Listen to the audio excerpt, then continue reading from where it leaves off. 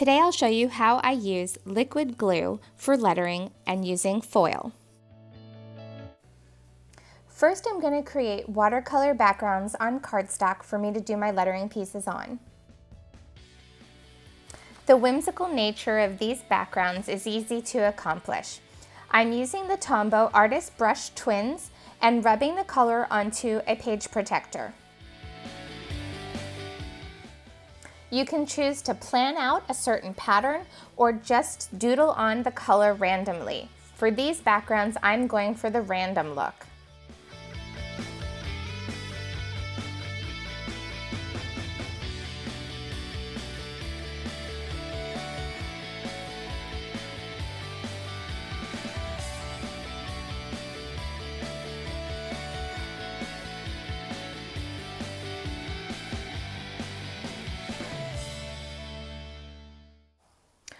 Once I've colored the entire page protector, I use the mini mister to create the watercolor look. A spray over the entire surface and then a quick spritz on my cardstock will help me get the desired finish. I place the cardstock directly on the surface and then press down, being careful not to shift the pages, but just to press and lift. These cardstock pieces will need to dry completely before I move on to the next step. If I want to blend the colors a little bit more, I just spray the water directly on the pages and then allow them to dry.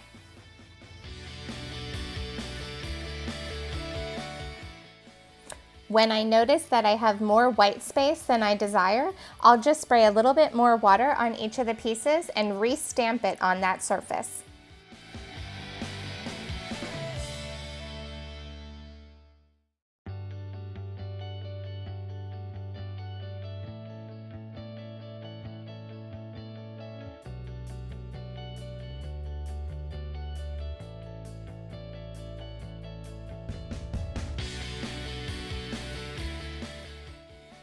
Don't worry about the pages curling up, because once they're dry, they'll flatten again.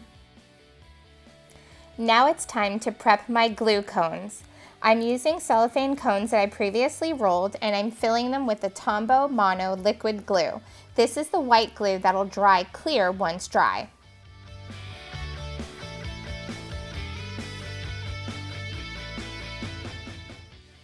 I fill, fold, and seal these cones the same way that I did for all the other cone-based projects.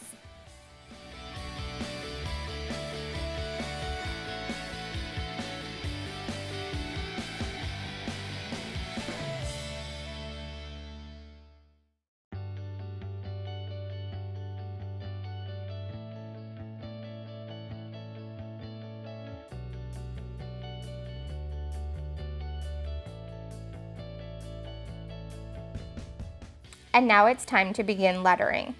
I'm going to be doing a faux brush calligraphy.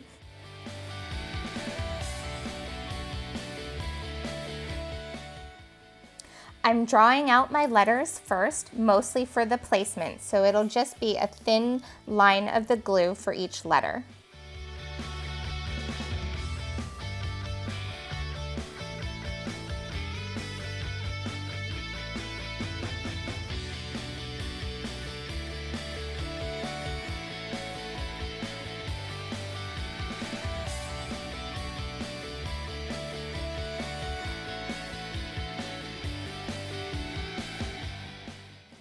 Once I have the word's placement, I can go back over and fill in any gaps in the flow and also thicken all of the downstrokes.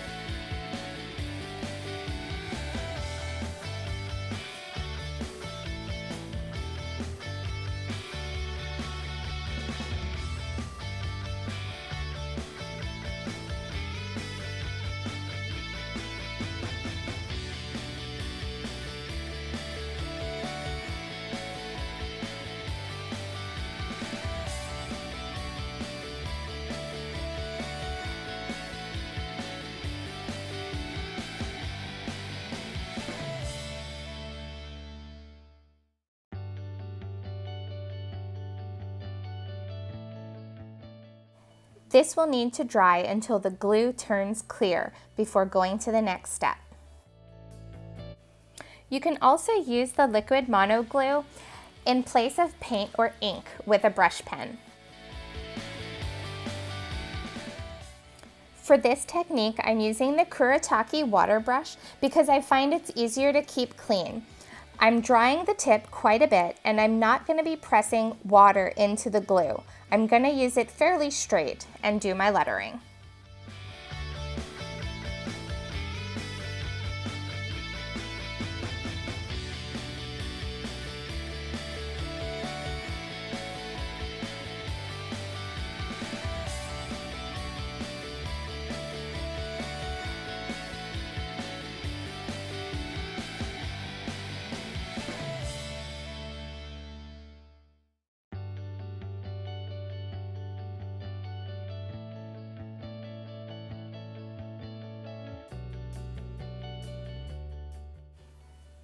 This applies the glue fairly thinly, but it still works great for this technique.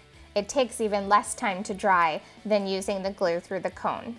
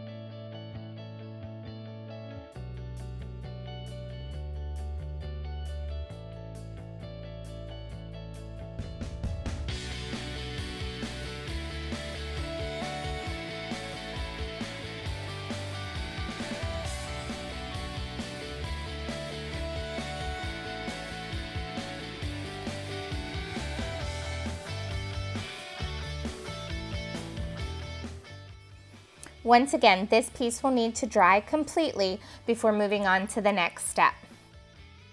On both of these pieces, the glue has dried clear and we're ready to move on.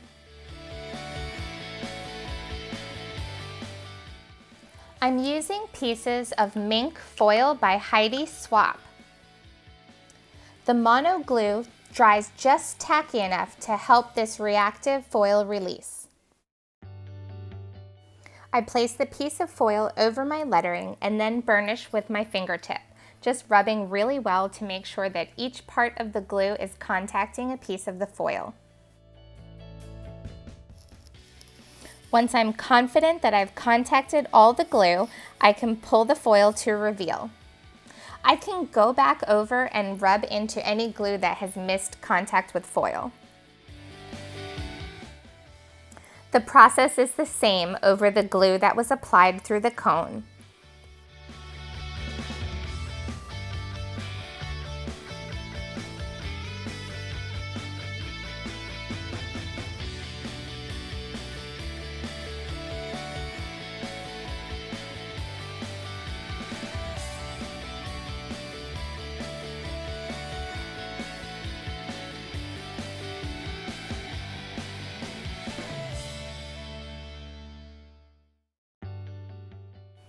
Then I'll use the soft tip Tombow Mono pen to add the rest of my lettering to these quotes.